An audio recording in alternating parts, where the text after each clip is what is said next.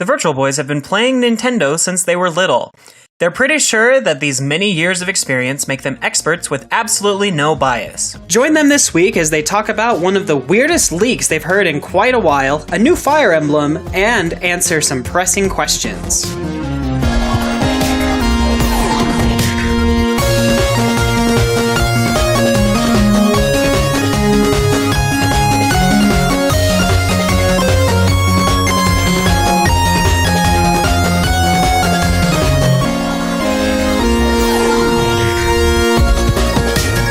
You're listening to the Virtual Boys podcast by Nintendo City. This podcast is done by four friends that talk about anything and everything Nintendo. Check out our website at nintendcity.com and be sure to follow us on your social network of choice. Please be sure to subscribe and share us with your friends. Oh, and please enjoy our show.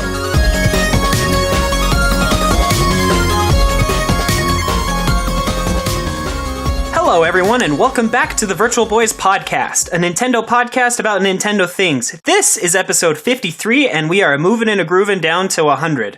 I'm your host, David, with my own playstyle and personality, accompanied today with James. Total shelves, can do better. And Skylar. I'm on the top of my game. And it's great to have you back, Skylar. Thanks for joining us. I know you've been busy. Yeah, work has just killed me lately. Switched jobs.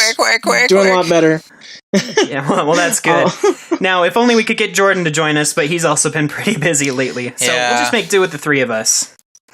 So, in this week's episode, we're going to talk about Mario plus Rabbids Kingdom Battle, which means, yes, the rumors were true. After that, we're going to talk about one of the newest games that was recently released, Fire Emblem Echoes, Shadows of Valentia. This discussion won't have any spoilers because I have yet to play it, but we'll talk about the game and give our impressions. Finally, we'll take a minute and answer a couple of questions that were sent to us earlier today. Before we start this episode, I'd like to thank you guys for joining us in this episode. Again, we say this type of stuff a lot, but your support really means a lot to us. We're going to keep on shouting out to our patron Chris as well for his continued and dedicated support. And if you want to join in with him in supporting the podcast, head on over to patreon.com/NintenCity. We're getting our rewards finalized because I finally figured out for realsies that Patreon will let me upload full episodes there. And if you contribute $5 or more, you'll get your own private RSS feed for the show with the episodes before they're released. Maybe we'll add some goofs and other random bits from our editing sessions on there as well. Oh, that'd be really fun. You could do all the times that I fart in the thing and put that into editing. I'm just kidding. Because you don't edit them out. Nope, never. Yeah, it really does. Every bit you can help us, it goes a long way. Well, let's jump into our discussion with Mario plus Rabbids Kingdom Battle. So, for those of you that haven't heard this piece of news, basically this game that's been talked about for months is real, and it's a crossover between the Mario universe and the Rabbids universe. The Rabbids being those random little rabbits from the Rayman universe. And it's an RPG. What do you guys think about this? I need to see some gameplay first. Yeah, I mean, the stuff was just leaked, so we haven't seen any video. We've just seen like internal slides that show that it's at least real. I'm cautiously optimistic right now. Just kind of looking at it. I like the Mario RPG series, so you look at it and it does have a certain polish to it in a sense. Not the slides, but like the pictures. So. You know, I guess I'm with Skylar in being a little optimistic, and honestly, you know, some people are barfing in their mouths. Okay, yeah, I understand that because Rabbids have been kind of this tiny cancer that just never goes away in the video game community. Yeah, I mean, I'm sure other people have mentioned it before, but when I first saw Minions in Despicable Me, I was just like, this is just a rip-off of Rabbids. What the heck? Like we need more of that. So I understand the not necessarily the hatred, but the dislike to having Mario and Rabbids together. But then again, if the game is fun, what does it really matter? Yeah, I mean, I understand that. I think that the game does have potential to be fun. It's just like it's such a weird concept to me still. I mean, we heard of these rumors months and months ago, like, oh, the NX is getting a Mario and Rabbids RPG game, and we were like, no, it's not. What are you talking about? That's crazy. And now we have basically proof that it's coming true. And I don't know. I'm with Skylar. Skylar mentioned earlier, we need to see gameplay of this before I am willing to say anything else, really. See, my problem with this is it's being made by the same team who did Rabbids Kingdom on the Wii U, which was utter garbage. So I hope it's a good game, but the pedigree behind it doesn't, suggests otherwise. I hope it's a good game. It's got Mario in it. I mean, Nintendo's not going to let their product be trash, although he has been in crossovers with Sonic in the Mario and Sonic Olympic Games. And those aren't necessarily terrible games, right? They're just shovelware. Waggle fests.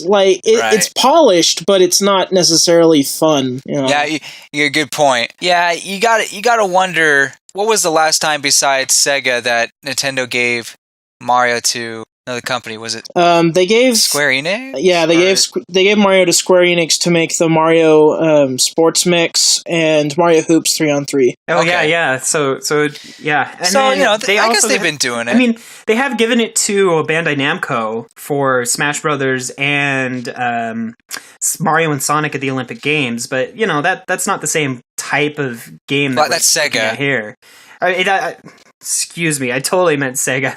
But they've given Smash Bros. To Bandai Namco, at least a little bit. Uh-huh. Yeah, so, the Bandai Namco definitely I mean, I don't know. Out. I think that it's going to be a very interesting idea. I mean, it's running on the Snowdrop engine.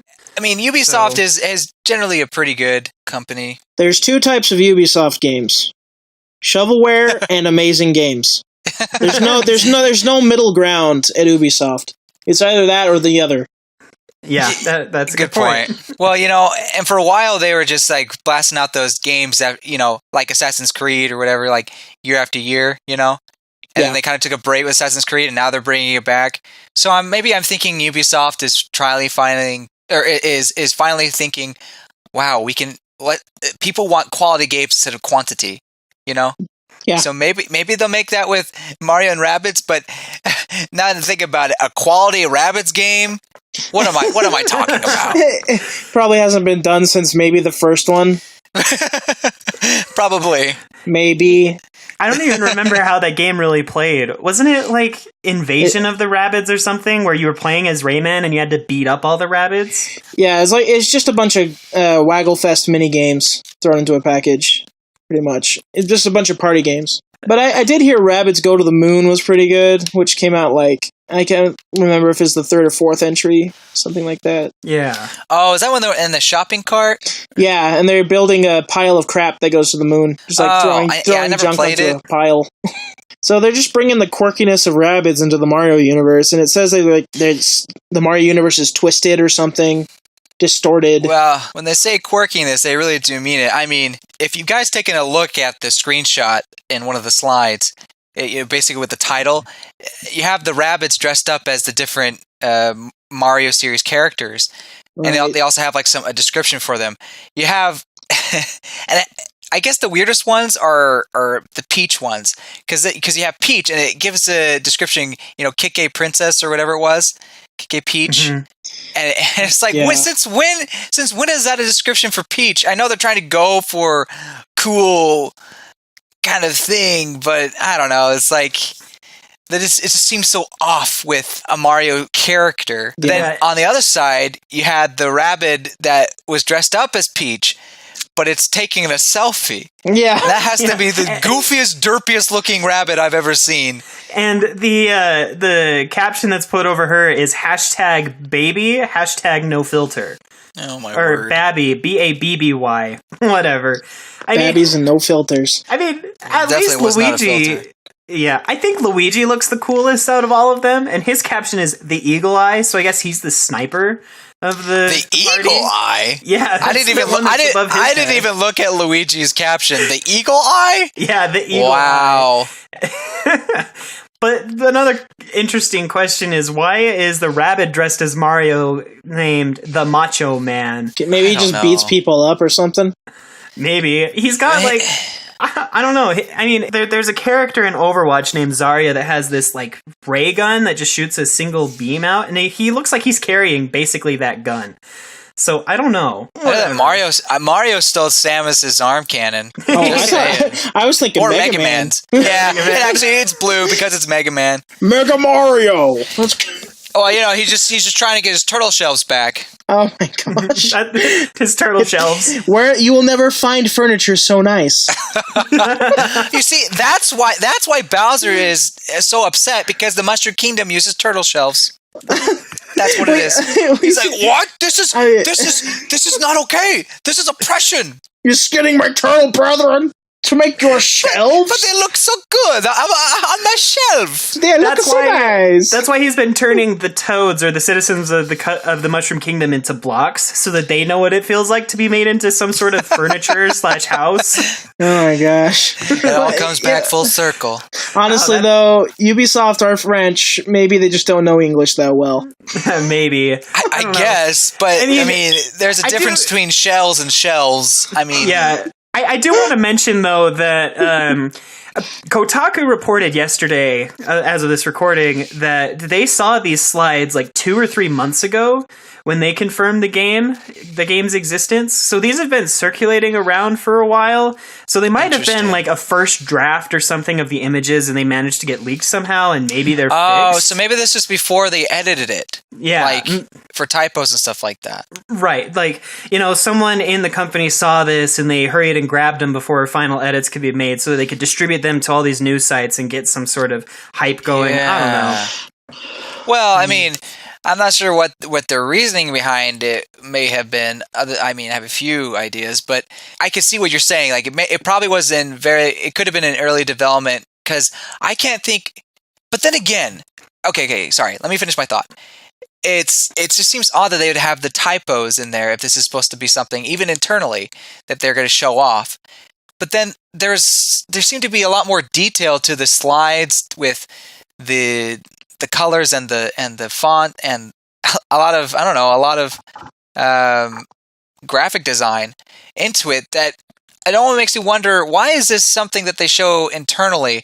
I mean, I don't know. I'm not sure how Ubisoft does things, but I figured that they would just like go over the basics and just say, okay, this is what's going to happen, and maybe just show the title screen, but not go into the little fancier stuff that the screens show. But then again, I don't work with a gaming company, so I don't know. Maybe this is just status quo for things. Maybe they do this with every single game or something. Like, this is just Ubisoft's go-to slide theme or something. I don't know. I don't know. I'm not sure how Nintendo does it either. Like, to me, I would think a company like Nintendo would honestly just have, like, a red in the background, and then just have, like, points about the game when they're going to release it.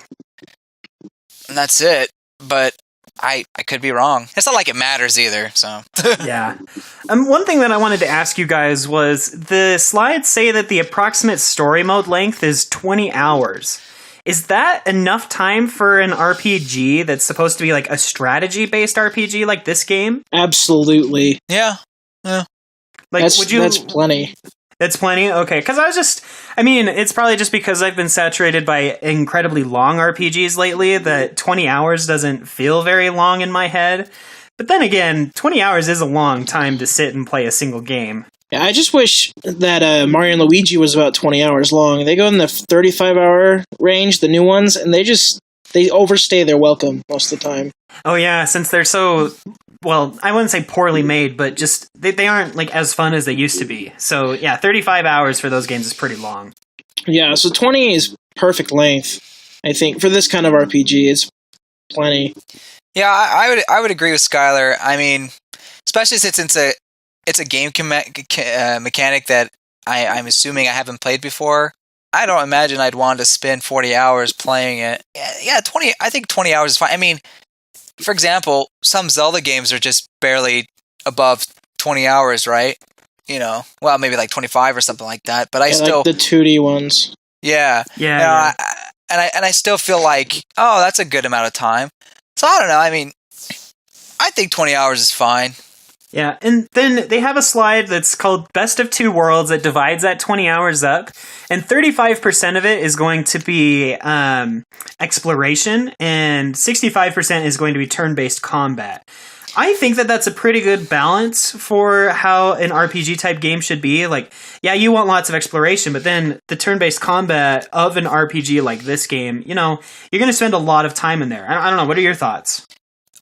It sounds like a lot like Mario and Luigi's Superstar Saga, or that kind of game, because there is that kind of exploring the world, but then you find an enemy and you go into a battle. Yeah. I'm not sure if that's the same ratio or not, but to me it sounds like it is. And if it's like that, and it's quirky enough and engaging enough and fun, then should be good. Yeah, how about you, Skylar? My only problem is I don't understand why Yoshi's in there instead of someone else. Yeah. Well, at least it's not Toad, I guess. Oh, yeah. All right. Hey, if it was Toad. Good point. It's not New Super Mario Bros. With just Toad. At least we've got Mario, Luigi, Peach, and Yoshi instead of Mario and Luigi and 2 Toads.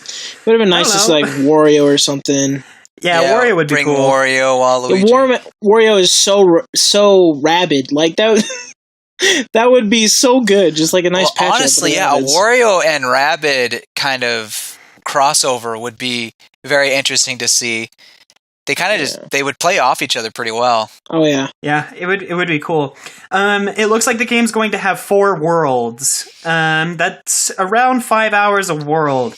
Now that's fewer areas than Mario and Luigi Superstar Saga, but do you guys think 4 worlds is going to be enough? And it says that each world will only have 1 boss and 1 mid-boss. Well, there is a mid-boss. I don't know. This is the kind of thing I need to see more of. Yeah. That's true. I mean, I guess there isn't a whole lot we could talk about. I mean, it's all speculation at this point, other than the little details that we have. But I don't know. The cool thing is that this game is going to have multiplayer co-op, and I think that could work really well for a big RPG game like this. Yeah, I'm excited to see what they do with it. Honestly, when the rumors are coming out, that's kind of what I expected. I mean, they did mention the RPG aspect of it, but I kind of expected there to be a multiplayer. It just seemed that Rabbids and multiplayer just seemed to go hand in hand in my mind. That's a very good point. I mean, I've only ever really played the multiplayer Rabbids games, so to finish off this little discussion about the Mario plus Rabbids Kingdom Battle, based on what we have so far, ignore any possibilities or speculation that we have. Would you buy this game knowing what you know right now? どうかな? I don't know. I'm gonna say yes, because according to the slide, it said to be out in August. Yes. And at that time, I'm not sure what I'd be playing exactly, besides still picking up Splatoon and ARMS and stuff like that. So I'm gonna say yes. I want to see a little bit more. I don't know. It's something about like RPG gameplay. That's what I like to see. If it's more like action based or more hands off, I don't know. Yeah, I mean, as for me, I don't think that I'd buy it knowing what I know right now. It's hard to say because we will know more by the time the game comes out. I guess I'm looking forward to whatever that surprise announcement was for E3. Like that surprise announcement with the reveal and first hands-on at E3. I hope that they do a good job with that and convince us. You know, it really makes me wonder who was going to reveal it at E3. Was it going to be Nintendo? Was it going to be Ubisoft? So, I don't know. Like, they might do one of those like pass-off things in the Direct where they hand it off to the Ubisoft guys. Yeah, that makes sense. Introduce it. Yeah. I don't know. Although, what we do know is that it's a video presentation again. Right. But then I guess in the middle of the video presentation, they pass it off to Ubisoft. Oh, okay, yeah. Right, they've done that before. Mm-hmm. I think it would be really cool if they like they come on with like the guns they have for the games. It's like, whoa, and they start paintballing people in the audience. Everyone starts screaming and running away. It's Mario and Rabbids! And then the rabbits fall from the ceiling onto people's heads. They start pulling their hair out. I just want to see. I want to see Reggie wearing a Mario suit with a Mega Man arm cannon. Oh my word! I want to see that. Just Reggie walking out, announcing the game with an arm cannon. My body That'd be freaking is sweet. ready. Oh gosh! Reggie. I will say it is odd to see Mario with a gun. You know what happened when Sonic went to guns? Not good stuff. It's gonna don't do it, Mario. Shadow. Don't do it. Shadow Hedgehog. Oh. All right. Well, I guess that's enough of Mario plus Rabbids Kingdom Battle. This game is apparently set to launch in August or September of 2017 on the Nintendo Switch, and we'll have more information at E3. I doubt they're going to say anything until then, so we'll just have to wait and see what happens.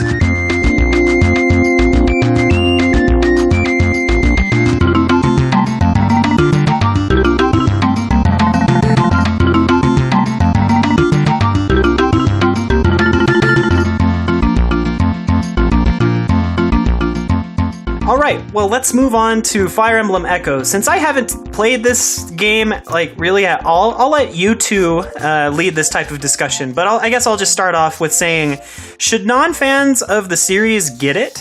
And why? And then you can go from there. So non-fans of the series, so basically would that be people who are getting into the series, or people who have played Fire Emblem games in the past and just never enjoyed it? Those are two interesting groups of people. Yeah, let's talk about both. So for someone, and Skylar, please help me. Please help me with this. If for someone who's never picked up a Fire Emblem game, you have to like sort of visual novels / tactical RPG games, because the game starts off very much story dialogue heavy. It takes an hour or so if you let the dialogue play out to really get into the gameplay. So if you're not into the dialogue, then maybe this isn't your thing. However, sorry, go ahead. If this is the first Fire Emblem, don't pick this up if this is your first Fire Emblem game. Okay. That's what I would say. There are other entries in the series that will ease you into it a little bit better than this one. Yeah. This one kind of just drops you in. So our past recommendations for fans to pick up Awakening or Fate's Birthright still stands as their first game, I mean? Yeah, they should play those first. Those are definitely a lot easier than this game. True. And difficulty-wise, yes. And I see what you're saying, Skylar, because it definitely is more of kind of there is more is hand-holding the right term? I don't know. It definitely eases you into the game, into the franchise. Oh yeah, for sure. With Awakening and Fates. Well, just for an example with this game, how it doesn't really explain too much is it explains that archers, they can shoot long range, and it explains that magic can be used to shoot long range. Right. But it fails to say that you can't counter with the magic if you have longer ranged magic if an arrow attacks you or something. Or an arrow shoots you. Simple things like that, little tactical things that you just basically have to learn on your own by trial and error. The game doesn't really tell you how to play the game. It's just here's a bunch of pieces, go have fun, hopefully you win. Hopefully you win. Yeah, and then Don't be stupid. There's a class changing feature in the game. They don't really tell you what each unit should be class changed to, what units are more useful than the others. So I just went with what I felt would be cool for each unit. As opposed to trying to build them around a certain class or job. Well, as for people who have picked up a game or who have played Fire Emblem before and have been, I don't want to play it anymore. I think if you were put off by the waifus, put off by the amount of focus on marriaging and making sure you always have someone with each other, this game doesn't focus on that.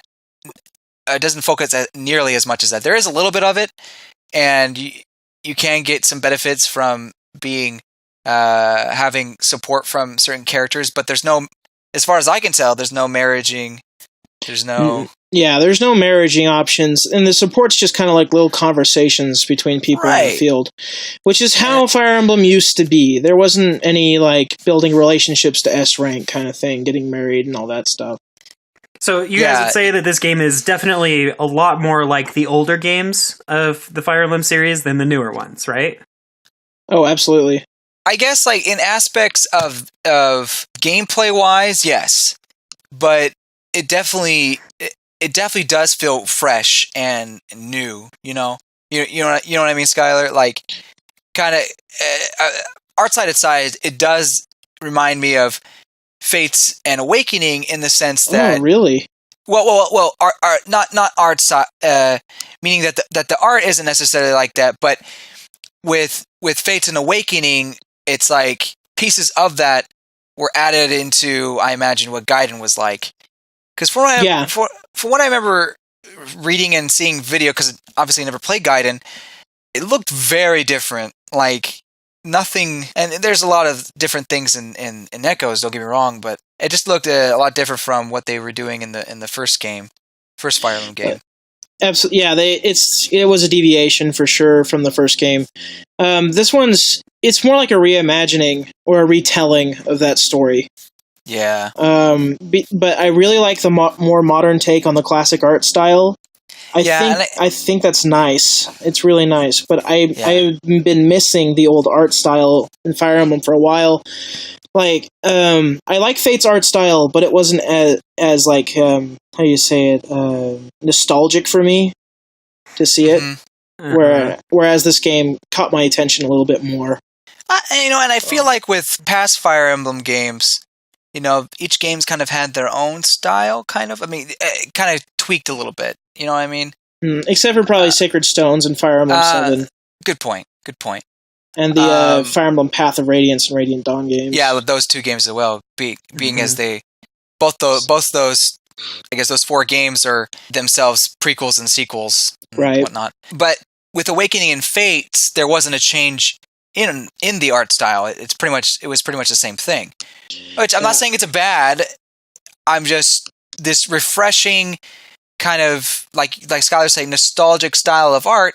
It is really nice to see. Yeah. So I do think it is a lot like the old games, and fans of the old games, I think you can easily fall in love with this game, unless you are obsessed with pixelated games. Then it's like, okay, well, go get a Famicom and play Gaiden for yourself. But I still think old fans will love this game, but then the newcomers and also lovers of Fates and Awakening can enjoy the improved story and the great characters that are in it. Yeah, I'm really impressed with how much they rewrote and added to the game, story-wise.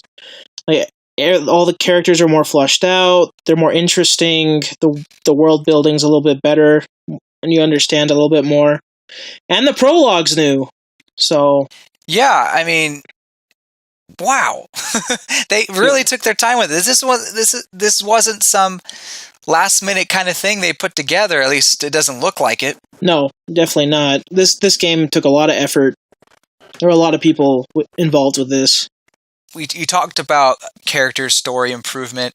I think one of the great parts of Echoes so far for me has been the voice acting and the fact that it's so good. Right. And it's prevalent throughout the game. It's not just in small cutscenes or whatever. It's pretty much the whole game.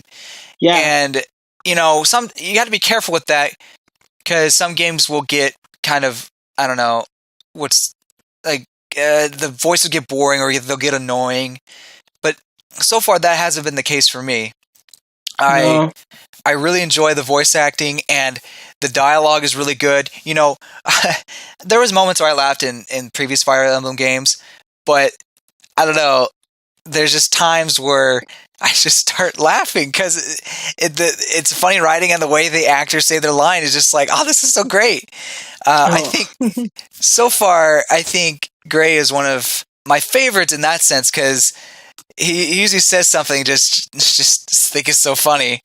Gray and Tobin, those guys banter are so funny when they're talking back and forth. So funny. The game is very well done. The voice actors had fun with it, man. Like they sound really convincing. They sound like actual people.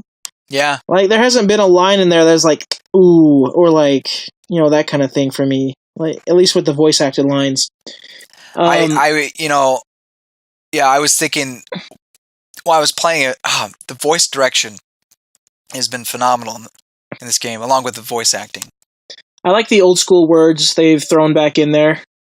Yeah. Like at times they start using the old English and things. It's nice because that reminds me of the old Fire Emblem games too. I don't think we've really had that in Awakening or Fates. Maybe I don't know. I can't think of anybody. It feels more medieval. Yeah. Which is nice. I mean, I guess you had Nor, but even then, I don't know. I do see what you're saying. It kind of went more into this could be any kind of old time era, but yeah, with Echoes, it definitely feels more medieval. But I don't know. Maybe I'm just imagining things. Yeah, I'm not going to probably get this game until my birthday, which is in about a week and a half. So I'm really excited to play it, and I'm glad that you guys are really enjoying it. As overall, from what you've played, what was I going to ask? Based on what you've played, is this a direction that the Fire Emblem series should continue to go in? Like, would you like to see Fire Emblem Switch be like this game, or would you prefer that they added in a few more elements from Awakening and Fates that aren't always present in this game? Do you guys understand my question? Yeah. I just don't know exactly how to answer. Nothing is like Gaiden. They will probably never make another game like Gaiden, unfortunately. Yeah. But not worrying about the freaking weapon triangle. Yeah, there's no weapon triangle. It's so funny. It is funny, but Skylar, you may hate me, but I kind of like it. No, dude, it's so great. You're like, but at the same, I don't Pegasus Knights are so broken. They don't get hurt by arrows as much anymore. You can go fly in and wreck people with them. Oh my gosh, it's great. So I understand the tactical aspect of having the weapons triangle, but man, it is really nice without it. It's liberating. It's like, well, it doesn't matter. My spear still beats that axe or whatever, if the guy has one. So I still win. So, ha! I'm like using swords against spears. It's what is going on? Yeah. We'll get the new Fire Emblem game and with the weapons triangle, and we'll just be like getting party wiped. It's like, I don't understand. I'm attacking this spear with my sword. Or what? And then they had like the white and black magic is new. Well, not new. It's old, but I mean they only have white and black magic, and it saps your life to cast it. Which is pretty interesting, but mages are so powerful in this game. They are really... So it's like a tactical strategy. Like, if I use a little bit of my HP, I'll deal a lot more damage, but that makes my guy essentially weaker and more prone to death. Right. There's no weapons durability in this game. So to limit the magic you use, they cut your HP every time you use magic. Okay. Yeah.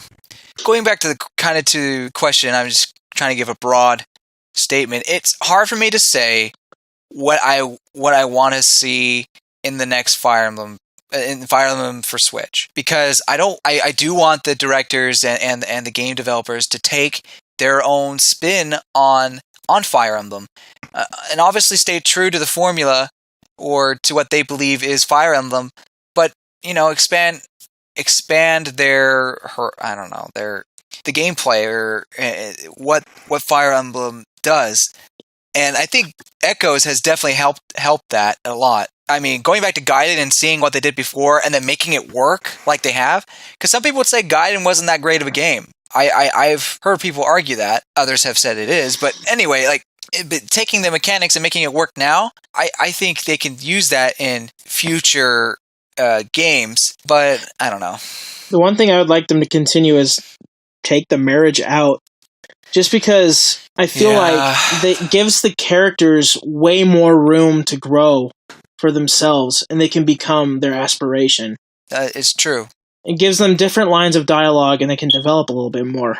Right. Yeah, so, I mean, if they wanted to continue some sort of marriage, just have a couple of guys get married and have it be like a canonical marriage, right?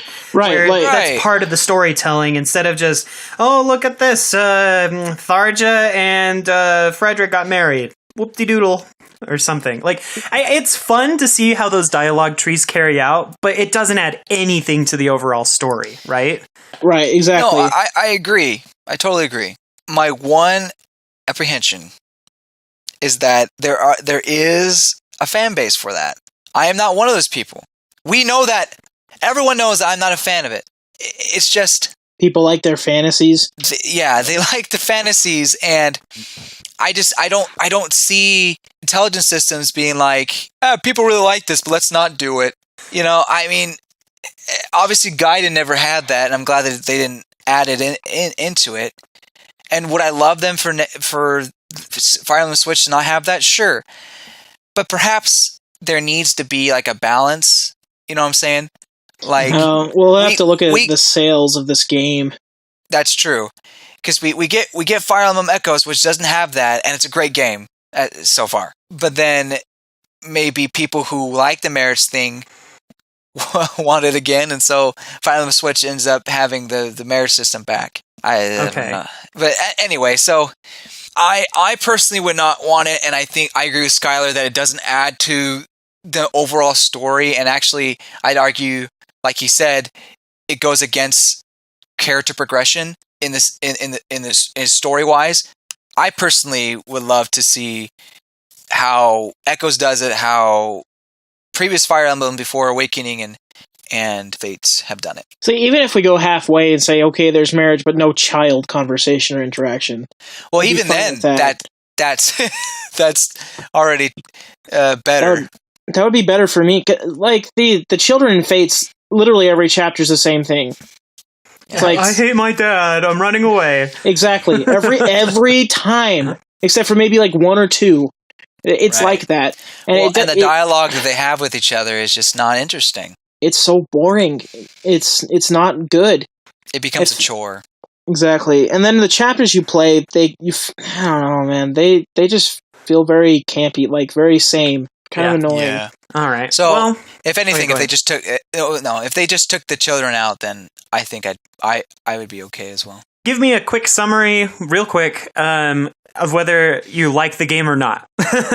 Like, what's your favorite thing about Fire Emblem Echoes, Shadows of Valentia, and why so far? So, Fire Emblem Valentia, to summarize it, I'd say pick it up if you're a huge Fire Emblem fan. If you like JRPGs, it's a really good game, and the new writing is fantastic. And the lack of a weapon triangle may tick some people off, but I think it's liberating. It's a fun game. Okay, great. How about you, James? I love the voice acting, and it's because that there's probably some phenomenal voice direction, but there's also phenomenal writing and character growth. I like these characters. They're not just quirky, I have this one special quirk, so that makes me special anime trope. Or it's not even anime trope, it's M. Night Shyamalan. But anyway, I just love the characters and the voice acting. It's been great. But gameplay-wise, I love the new aspects of no weapon triangle, and also having the archers be able to shoot from really far away, but also up close. So that's what I really like about it. I haven't not ever played this game without headphones. I always play with headphones. Well, I'm sorry that I wasn't able to add a whole lot to this conversation. I haven't gotten the game yet, but I will get it. And when I do get it, we will probably end up doing some sort of a review episode where we talk about what really worked, what didn't work, and we'll go into much more detail with the things that we talked about.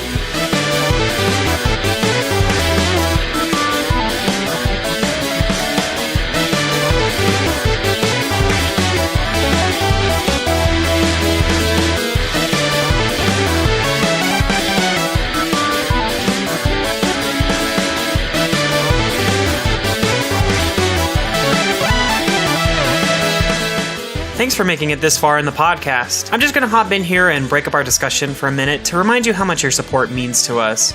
Without your support, we wouldn't want to continue the podcast and continue getting it out to you. If you want to show us your support, we'd very much appreciate it if you'd share this episode with your friends. You can do that by heading to the show notes as found in the description of the episode. Another way to show support is by subscribing on whatever podcast service you use. You'll get access to all of our episodes, and we'll get our newest episodes as they're released. Another way to show your support for the podcast is by leaving an iTunes review. One of the ways that iTunes figures out what podcasts to recommend to others is through the ratings a podcast receives. Writing a review and rating it 5 stars only takes a minute and will greatly help our rankings in the store and get more people like you to listen to our show. The final thing that I'll mention here is our Patreon page. I know that I mention it a lot, and I know that some of you might be getting tired of hearing this, but it's how we get funding to keep our podcast going.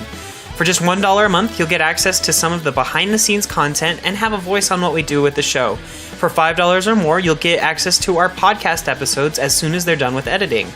I cannot guarantee when that will always be right now, but it will be earlier than anyone else. You'll get your own private RSS feed for these exclusives. We're still working on higher reward tiers and prizes that we'll give, so those are subject to change at any time. All patrons will also get access to our Patreon-only Discord channel. We're going to keep these rewards and keep them refined, so thanks in advance. We also want to let you know that with Patreon, you don't have to necessarily commit to donating every single month until the rest of your lives. If you can only afford to help us for 1 month, that would be greatly appreciated. You can cancel your subscription at any time, and any amount that you can send us is very much appreciated. So please be sure to share, subscribe, review, and check out our Patreon page at patreon.com/NintenCity. Anyway, I'll stop talking and we'll get back to the discussion at hand.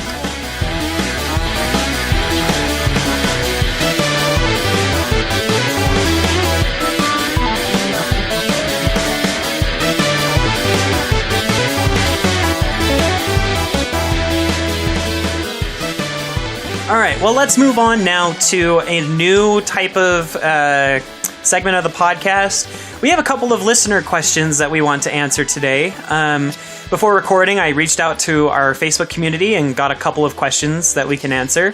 Yes! If you listening want us to answer your questions or discuss a topic that you're curious about, feel free to send us an email at podcast@nintensity.com or find us on Facebook. All the links and stuff will be in the description of this episode. All right, the first question, this one comes from Jessica Baxter.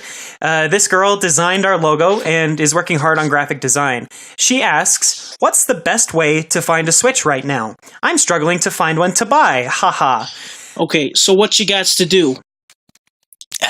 Sneak into the back of your neighborhood Walmart. Hide in the electronics department under the table. Bring some snacks. It may be a while. Okay. Sit there. Can I bring pizza?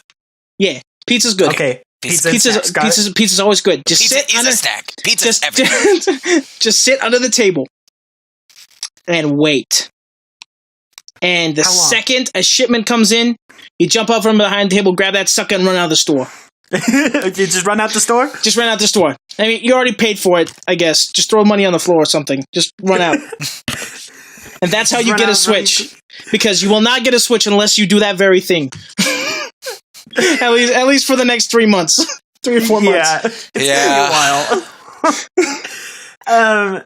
On a little bit more of a serious note, because, I mean, Skylar's answer is 100% perfect, and if you can do that, definitely do it.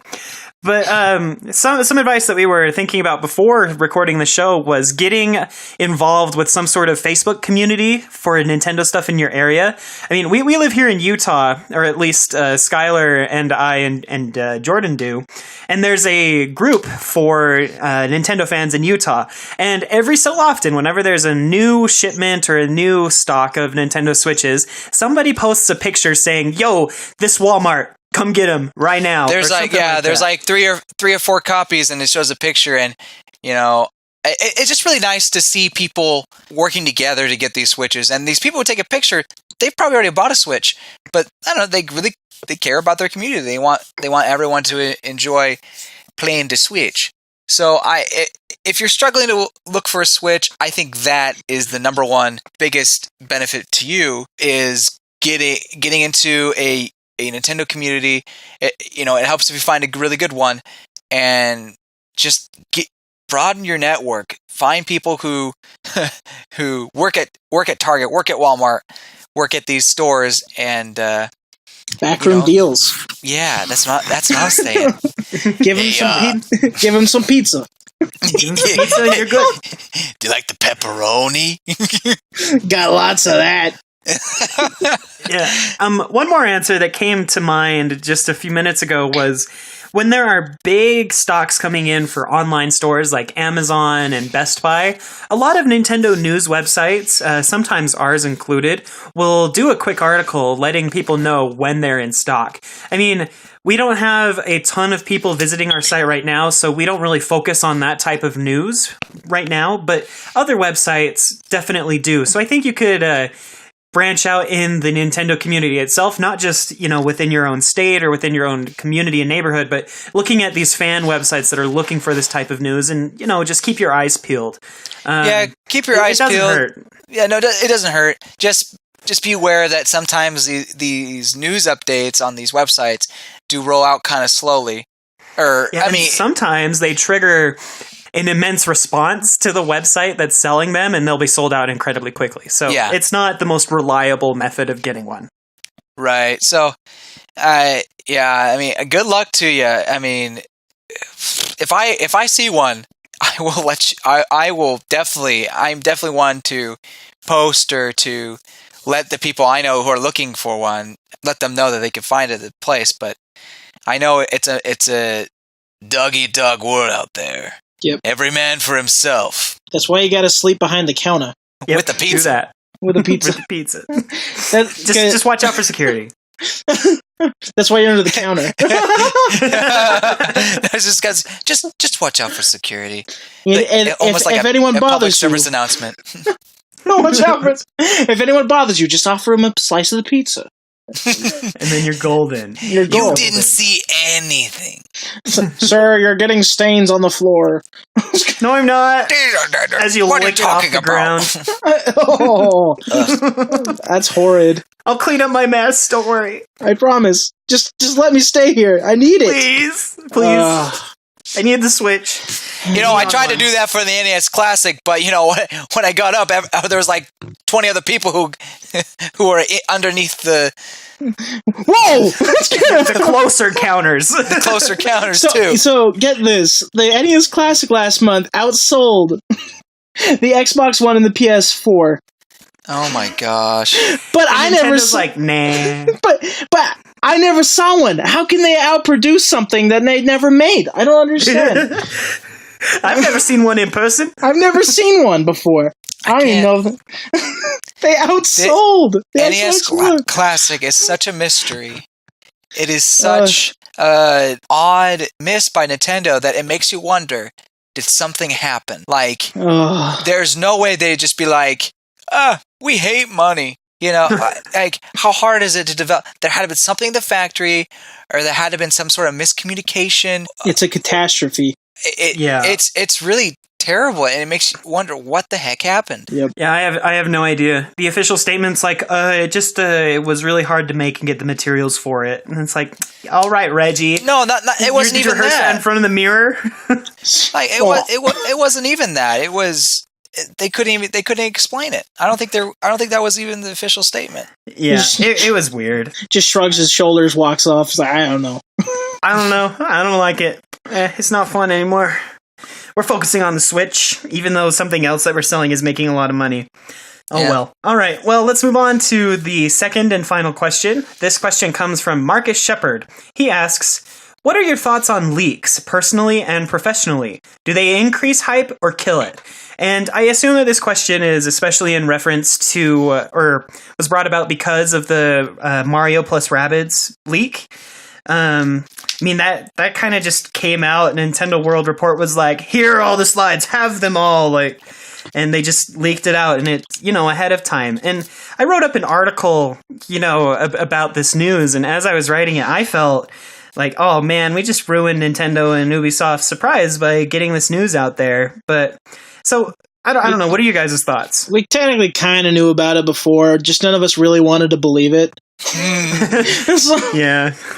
So it wasn't that big this time. Sometimes they can be really bad, though. Yeah. Yeah, they really can be. So, gosh, this is a hard one because I like I'm kind of orderly. What's the word? I kind of respect people's way of doing things, the authority in that sense, where they want to keep it secret until they reveal it.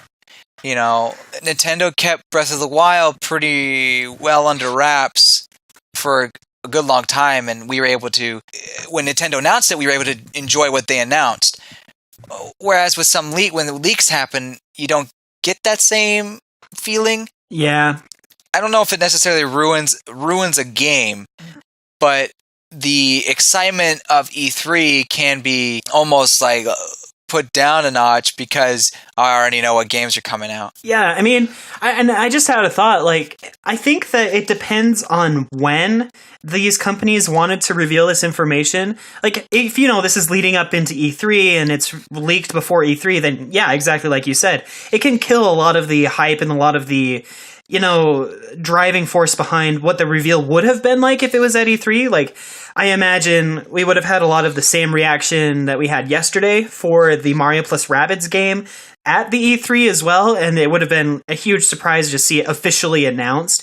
But if it's like, you know, a small little press conference type thing that happens in the middle of, you know, September or something, and there's like this leak about little bits of information about the game, I don't feel like that kills so much of the hype as it does like kind of feed into what makes the game so great, unless it's like awful information. Mm-hmm. But another thought that I had was, how freaking stoked would I be if it was leaked that Mother 3 was going to be released on the Virtual Console finally, or even the DX upgrade, kind of like we're expecting would happen with Mario and Luigi Superstar Saga. I would be incredibly thrilled at the time of the leak, and I would still buy the game. Like, it wouldn't matter when the leak came out or not. I hope the leak would never, ever deter anybody who's wanting to buy the game. That'd be silly. Exactly.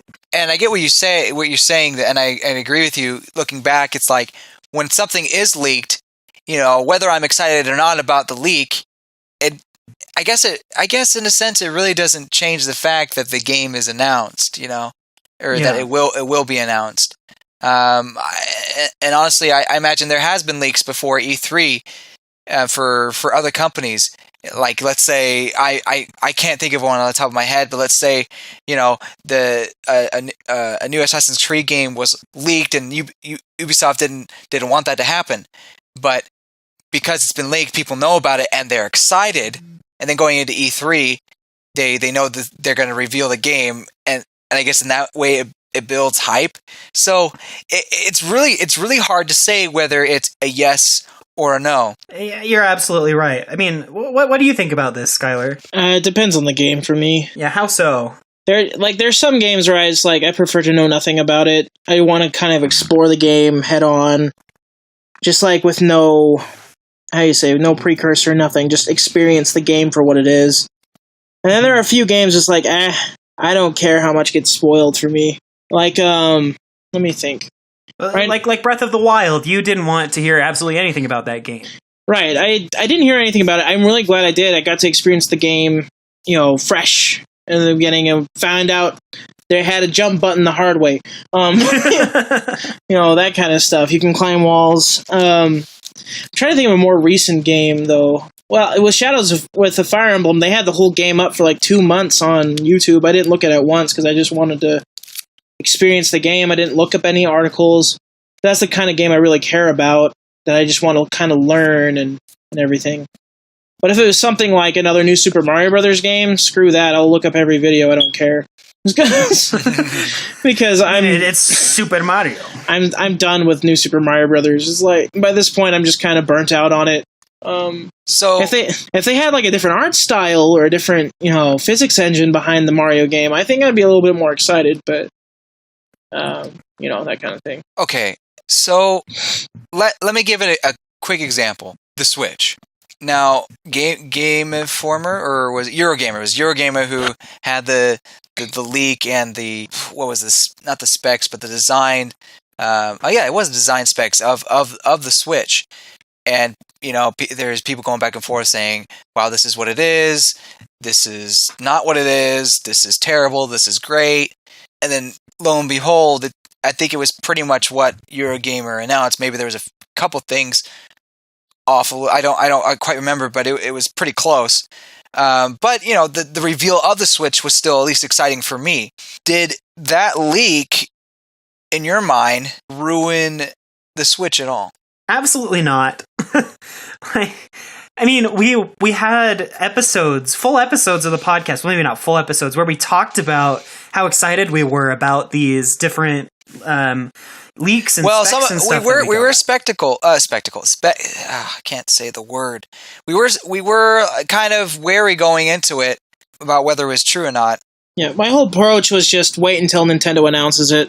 That's the kind of thing I'd prefer to hear from them as opposed to leaks. I agree. Yeah, I think I agree with you guys as well. Yeah. I mean, but David, I'm with you. Like when the Switch was excited, I was totally any doubt that I had about the leaks. I mean, obviously they were gone. Like, and honestly, like I kind of went back and forth whether or not I believe them or not. But again, it doesn't matter until Nintendo reveals it or they don't. Yeah, I mean, it's the same thing with this Rabbids game. For all we know, what they're going to announce at E3 is going to look completely different than the few images they leaked.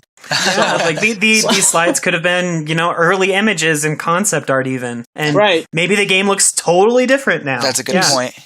So we never know what's going to happen until they announce it themselves. It's just not for sure anyway. Uh-huh. I think so, Marcus, my view on your question is leaks in general I'm not a fan of, because I like to hear straight from the company what is coming, and I want to see how they're going to present it, and I like the surprise. I guess it is nice to hear sooner than later, but at the same time, I just feel bad for the company. They had this going on, and then someone goes and decides to break that trust and reveal what games are coming. For me, I just think that's not very professional of the people who do the leaks. I feel like there could be money under the table. Like, I'm not kidding. Money under the table with some of these information being passed down to so-called journalists. So I don't get incredibly mad when the leaks happen. I just feel sad for companies like Nintendo when they do happen. And personally, I try not to, say that it's okay to have leaks, but at the same time, I'm not. If someone tells me that this leaked and you should check this out, I'm not gonna yell at them. It's like, how dare you look at the leak? Like I'm not gonna be like that. But I do feel bad, Nintendo, and I feel like that trust was broken. Yeah, and that's my same professional viewpoint on the leaks. I mean, it definitely really sucks for a company when their stuff is leaked, and I don't want that to happen to anybody. But personally, I like leaks, kind of. I mean, there are some things that I definitely don't want to hear. But I mean, as you two know, I really like spoilers, except for in like very few cases. Like, I'm happy to read through a wiki and figure out what the heck is going on.